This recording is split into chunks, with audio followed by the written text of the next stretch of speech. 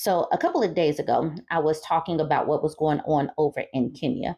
And many of the women in my network didn't even really know what was going on. And I said I was going to follow up.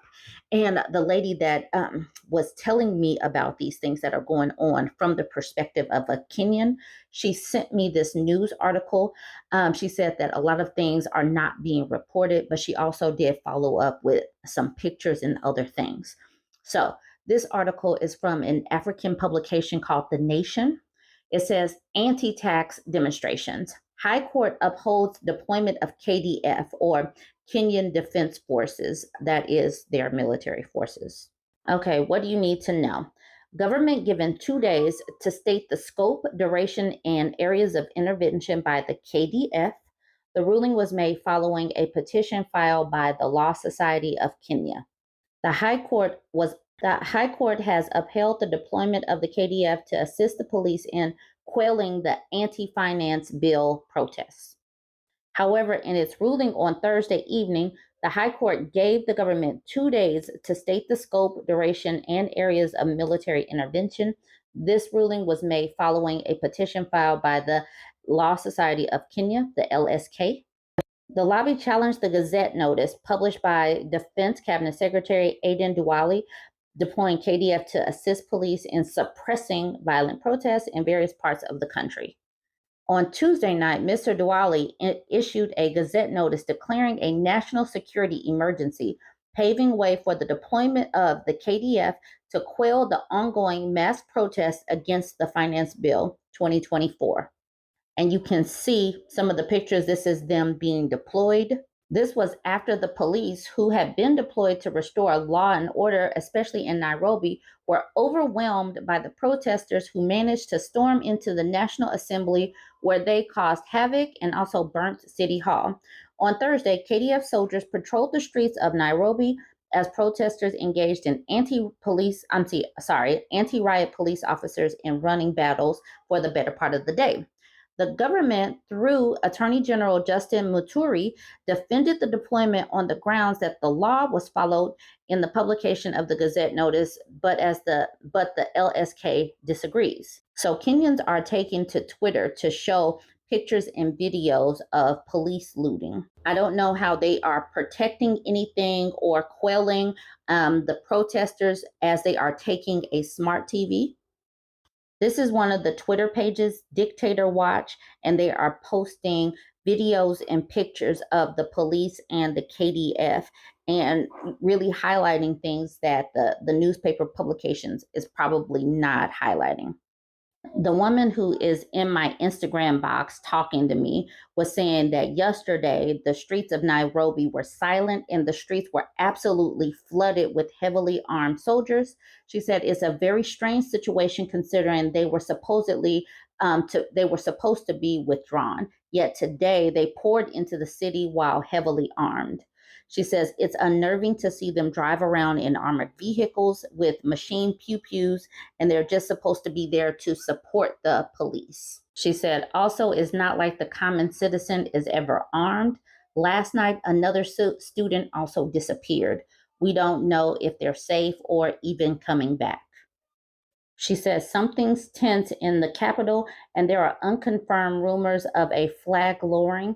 Another sniper has been caught. She says, I'm not sure if the KDF is there to suppress or defend protesters. Basically, I have no idea what's actually brewing in the city today. Also, apparently, it was the GSU and also the Reese squad involved in that massacre.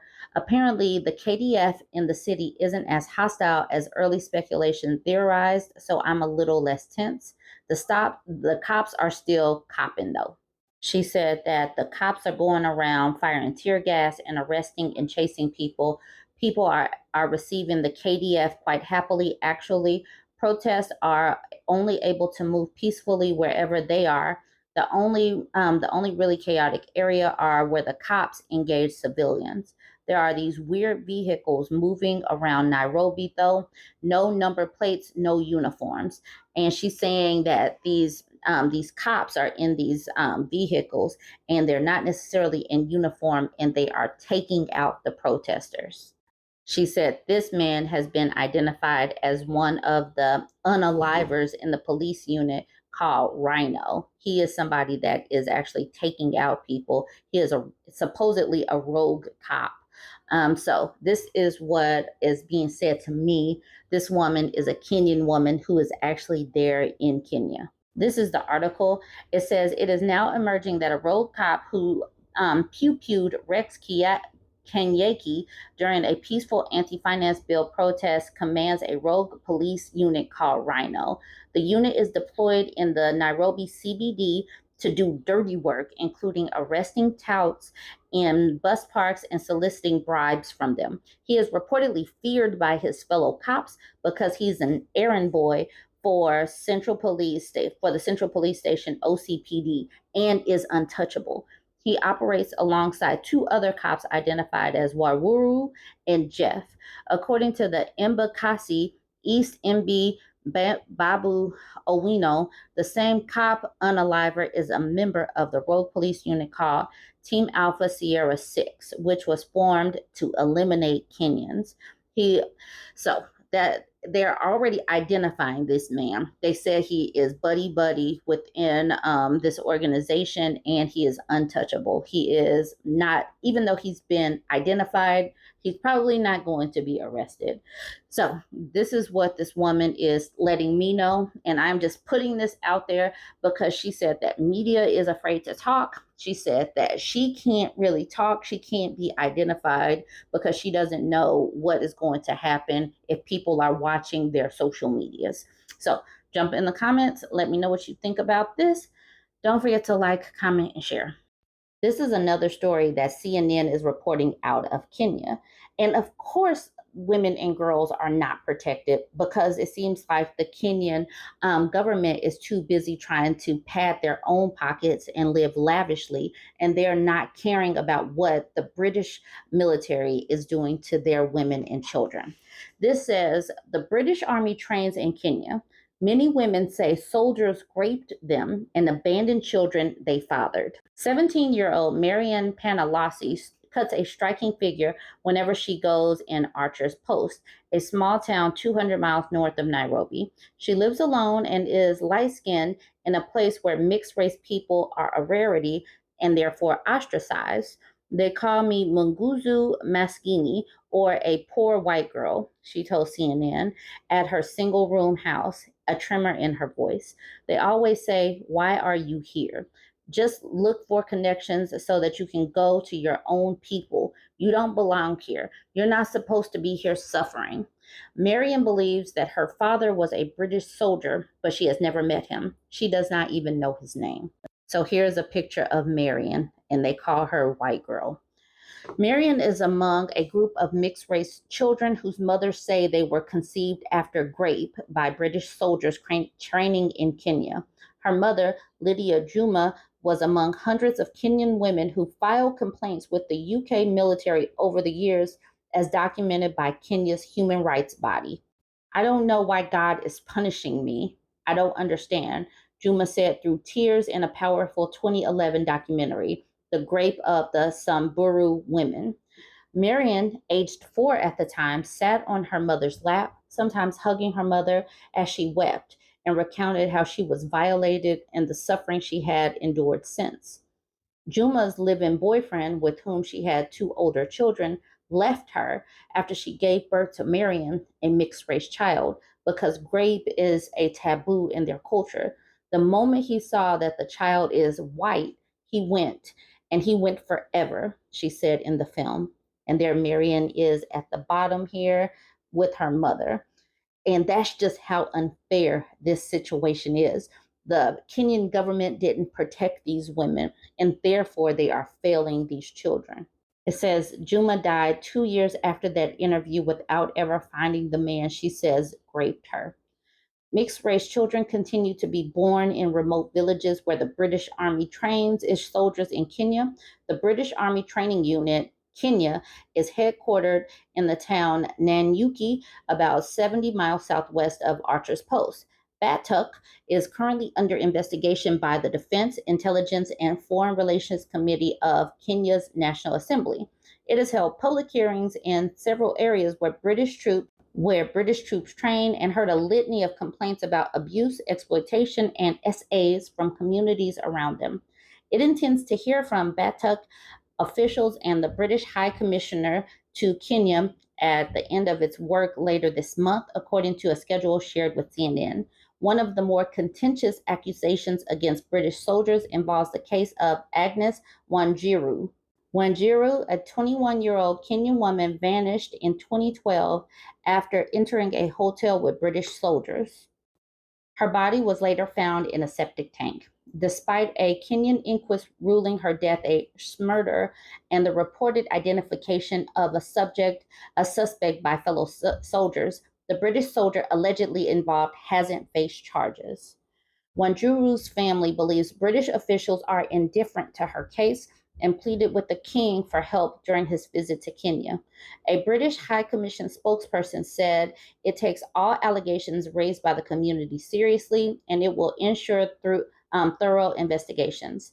All SEXual activity which involves the abuse of power, including buying SEX, whether in the UK or abroad, is prohibited, the British High Commission, speaking on behalf of Batuk, said in a statement to CNN. We are committed to preventing SEXual exploitation in any form and investigate and hold to account any service personnel found to have been involved in it. British boys behaving badly. Britain pays Kenya about $400,000 a year to allow its soldiers to train in the East African country, mostly in expansive wildlife conservancies in Laikipia and Samburu counties. Kenya renewed the defense pact in 2021 despite strong local opposition. Batok has a permanent training base in Nanyuki to the south of those wildlife conservancies with 100 full-time staff. The Defense, Intelligence, and Foreign Relations Committee work has renewed scrutiny of the British Army's operation in Kenya and once again brought attention to the cases of the women who have accused soldiers of rape over several decades. Allegations of rape and other crimes, including murder by British soldiers deployed there, date back to the 1950s. This to us is an example of British boys behaving badly. Marian Matugi, a commissioner for the Kenya National Commission on Human Rights. This is a matter of taking care of the vulnerable in our society who our Constitution says require special protection. She's referring to hundreds of women from the mostly pastoralist Maasai and Samburu communities who accused the British Army of rapes in the 70s and 80s. They were represented by the British lawyer Martin Day in a landmark civil case in London in the early 2000s. Intoyi Lankanen, 72, was among the complainants in the British case. Nearly 40 years later, her voice trembles with emotion and barely controlled anger as she recounts the ordeal. I was going to fetch water when I was ambushed by a group of British soldiers who were hiding in the grass near the river. One of them grabbed me and raped me, she told CNN at her home in Doldo, about 35 miles north of Nanyuki. She has been waiting for years for an official acknowledgement of the violation and compensation, but neither has come. A few miles from Lynn Cannon's home in the sparsely populated arid lands of Doldo, Satit Natwalal, who is in her 70s, sits under a tree. She is blind and frail, relying on her family for everything. She too says she was raped by a British soldier at a hill near her home a few decades ago, but she no longer remembers the exact period. I have been waiting a long time, and I can no longer fend for myself. I wouldn't like what happened to me to happen to anyone else, she said. Her quality of life nosedived after the rape as she miscarried the child and lost her eyesight shortly after, she said. Some of her peers who accused the British Army of SEXual violations have died while waiting for redress. In 2007, British Ministry of Defense dismissed the claims of rape fought by 2,187 women, Lankanen and Notwallah among them, saying there is no reliable evidence to support any single allegation. A Royal Military Police investigation at the time concluded that most of the Kenyan evidence appeared to have been fabricated. The UK investigators did not conduct DNA tests on any of the 69 mixed race children alleged to have been born from rape by the British soldiers.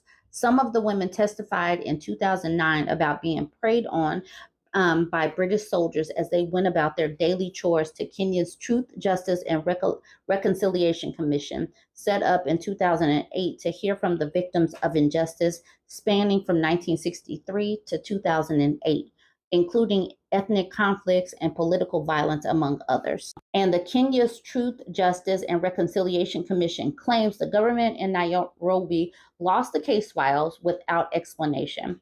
The most horrific allegation of rape is said to have occurred in October 1997 at Archer's Post, where 30 women were gang raped by British soldiers, often at knife point, and sometimes inside the victims' own manyatas or compounds, the 2009 report said. A new day in court. British soldiers can now be sued in Kenyan courts for any wrongdoing as part of a new addition to the 2021 Defense Pact signed between both countries. It means many of these women may finally have their day in court. Kenya also has no statute of limitations on the cases involving human rights abuses. So 17 years later, lawyer Kelvin Kubai has signed up more than 300 of the women who previously brought rape claims and is working to reintroduce the case in Kenyan courts. 17-year-old Marian will will be the lead plaintiff. The Kenyan government is letting these men run free and do whatever, and they are not protecting these women. And you can see why they have all this protest and unrest going on. And I highly doubt this will be taken care of soon. Y'all jump in and let me know what you think.